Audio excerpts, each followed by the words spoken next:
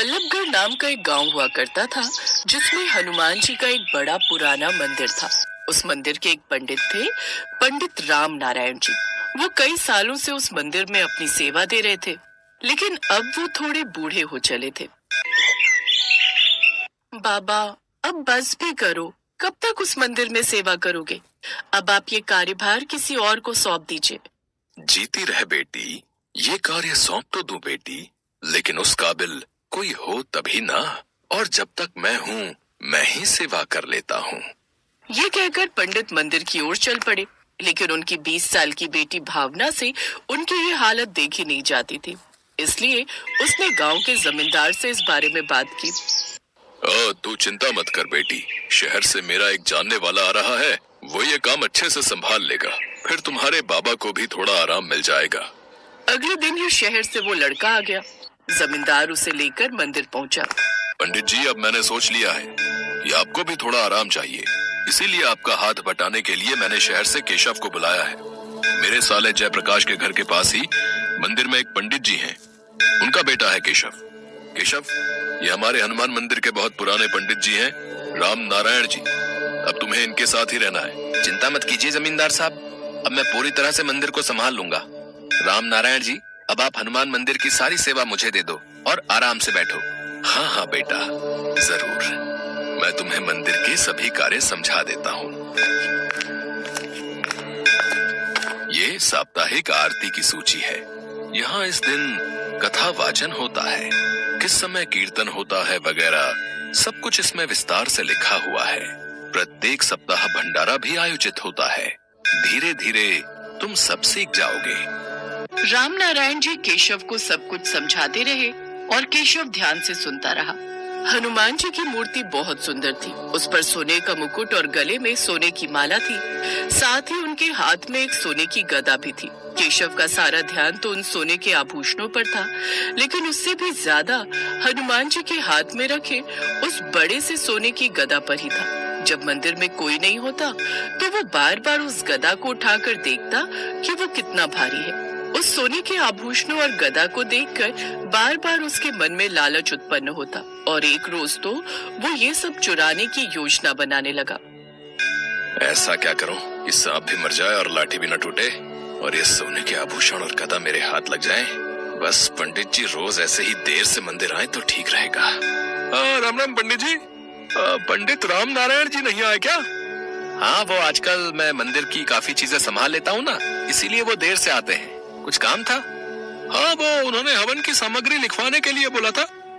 अच्छा, कोई बात नहीं, मैं लिख देता हूँ। केशव हवन की सामग्री लिख देता है। शुक्रिया पंडित जी, बहुत बहुत धन्यवाद। खाली धन्यवाद से काम नहीं चलेगा। कुछ दान दक्षिणा तो दो। मैंने इतना समय लगाकर सामग्री लिखी है, कम से कम 501 रुपया लूंगा। पर मेरे पास इतने पैसे नहीं है। पंडित जी ने तो कभी मेरे से इतने पैसे नहीं मांगे। अरे पंडित जी अब बूढ़े हो गए हैं, उन्हें क्या समझ कि कैसे काम चलाना है? हमें भी तो खर्चा पानी निकालना होता है। लाइए, दीजिए, दक्षिणा दीजिए। तभी पंडित राम नारायण आ जाते हैं और वो केशव को ऐसा करता देख लेते हैं। केशव, ये क्या कर रहे हो? ये ठीक नहीं। मंदिर में आज तक इस तरह से बेमतलब दान दक्षिणा कोई नहीं लेता, और अभी तो हमने हवन किया भी नहीं है, तो फिर किस बात के पैसे तुम दे रहे हो? जब हवन हो जाएगा उसके पश्चात ही हम दक्षिणा लेंगे, अभी इससे पहले कुछ नहीं, और वो भी इनके सामर्थ्य के अनुसार लेंगे। राम राम पंडित जी, बहुत बहुत धन्यवाद, मैं चलता हूँ। भक्त वहाँ से चला जाता है। केशव मन ही मन ईर्ष्या से भर जाता है और अब तो उसने ठान ही लिया था कि वो पंडित राम नारायण को रास्ते से हटा कर रहेगा। मुझे पंडित राम नारायण का कुछ करना ही होगा, वरना ये तो मुझे कुछ कमाने ही नहीं देगा। और फिर मुझे मंदिर के आभूषण चुराकर इनका पत्ता भी यहाँ से साफ करना है। मुझे ये काम जल्दी ही करना होगा। केशव हनुमान जी के आभूषण और गदा चुराने के बारे में सोच चुका था। पंडित जी, आपकी तबीयत भी ठीक नहीं रहती। एक काम करता हूँ, शाम को मंदिर के द्वार ढकने की जिम्मेदारी मैं ले लेता हूँ। आप समय से घर चले जाया करो, वैसे भी सर्दी का मौसम हो रहा है। ठीक है बेटा, जीते रहो। पंडित राम नारायण शाम की आरती के बाद अब जल्दी घर जाने लगे। पीछे से केशव मौका तलाशने लगा और एक दिन उसे मौका मिल ही गया और वो हनुमान जी के मंदिर से गदा और आभूषण चुराकर भागने लगा। जल्दी जल्दी सब चोरी कर लेता हूँ। और ये गधा, इसके तो मुझे काफी अच्छे दाम मिल जाएंगे। ये बहुत भारी भी है। अरे अरे, कौन है? कौन है? छोड़ो मुझे, कौन है? केशव जैसे ही पीछे मुड़कर देखता है, साक्षात महावीर हनुमान उसके पीछे खड़े थे।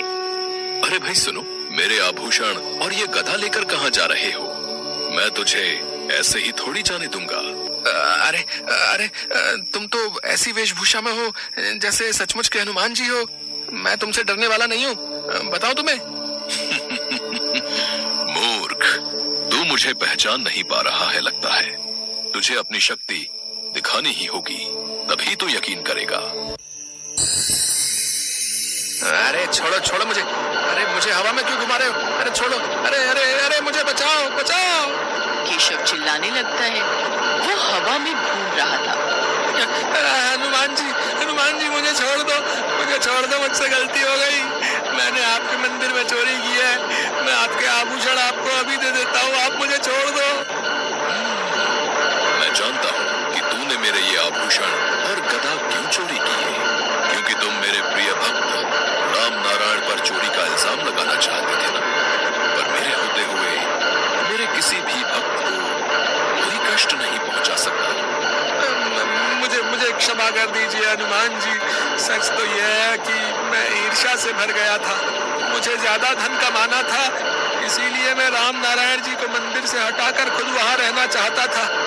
इसीलिए मैंने आपके मंदिर में चोरी की। मुझसे बहुत बड़ी भूल हो गई हनुमान जी, मुझे क्षमा कर दो। मैं अब से ऐसी गलती कभी नहीं करूंगा। मैं पूरी श्रद्धा और भक्ति के साथ आपकी पूजा और भक्ति करूंगा। सबसे प्रेम से रहूंगा और कोई बेईमानी नहीं करूंगा। ठीक है, मैं तुम्हें क्षमा कर दूंगा, लेकिन पहले ये सभी आभूषण और मेरी सोने की गदा मंदिर में ले जाकर वापस रख दो और अपने कार्य को पूरी ईमानदारी से करो। केशव हाथ जोड़े खड़ा था। हनुमान जी वहां से अंतर्ध्यान हो जाते हैं। केशव की आंखों में पश्चाताप के आंसू थे। केशव मंदिर में जाता है और सारे आभूषण और सोने की गदा सही सलामत मंदिर में वापस रख देता है। कहते हैं कभी कभी जब भक्त राह भटकने लगते हैं तो भगवान को उन्हें सीधे रास्ते पर लाने के लिए धरती पर आना ही पड़ता है। केशव को सबक मिल गया। उसे अपनी भूल का एहसास हो गया और अगले दिन से उसने अपने व्यवहार को बदला। वो भी पंडित राम नारायण की तरह मंदिर में पूरी श्रद्धा भावना से हनुमान जी की पूजा और भक्ति करने लगा।